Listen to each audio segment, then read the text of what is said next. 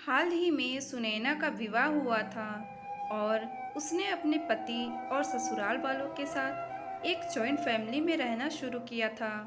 कुछ ही दिनों के बाद उसे पता चला कि वह अपनी सास के साथ नहीं रह सकती।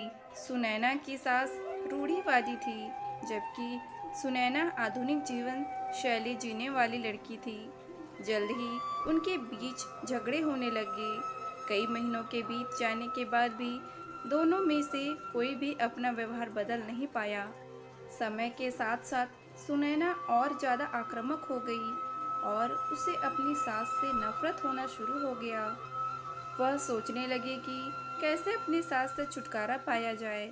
एक बार हमेशा की तरह जब उसने अपनी सास से झगड़ा किया और उसके पति ने अपनी माँ का साइड लिया, तब सुनैना गुस्सा हो गई और अपने मायके चली गई।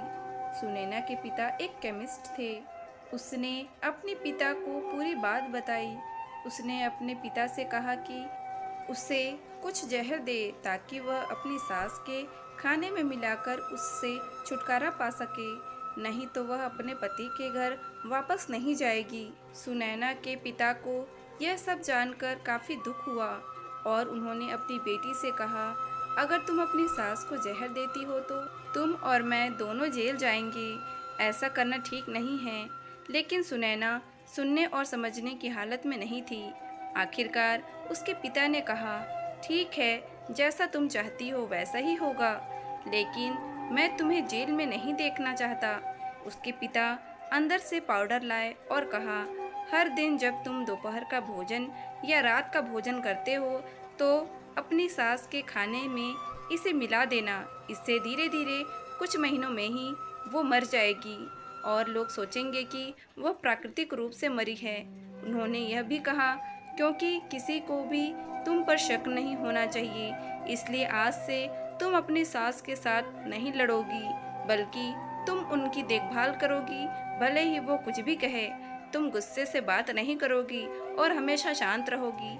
सुनैना सहमत हो गई और अपने ससुराल वापस आ गई और अपने पिता की सलाह के अनुसार उसने अपनी सास के खाने में पाउडर मिक्स करना शुरू कर दिया और बड़े ही प्यार के साथ बात करना शुरू कर दिया।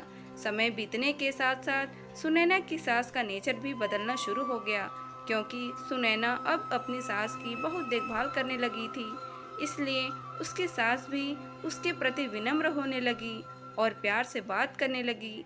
5 महीने बीत गए और सुनैना खाने में पाउडर मिक्स कर रही थी, लेकिन अब घर का वातावरण बदल गया। कोई झगड़े नहीं थे, दोनों एक दूसरे की तारीफ करते। अब ऐसा लगता था मानो दोनों का रिश्ता माँ और बेटी का रिश्ता हो। अब सुनैना को चिंता होने लगी कि पाउडर की वजह से उसकी सास जल्द ही मर सकती है। वह अपने पिता के घर पर गई और उनसे कहा, पिताजी, कृपया मुझे उस जहरीले पाउडर के प्रभाव को ठीक करने के लिए इलाज बताइए। मैं अपनी सास को खोना नहीं चाहती। वह मेरी माँ की तरह है और मैं उससे अब बहुत प्यार करती हूँ। उसके पिता मुस्कुराए और कहा, कौन सा जहर? मैंने तुम्हें बस एक स्वीटनर दिया था। सुनैना हैरान थी और उसने अपने पिता से पूछा कि उन्होंने ऐसा क्यों किया।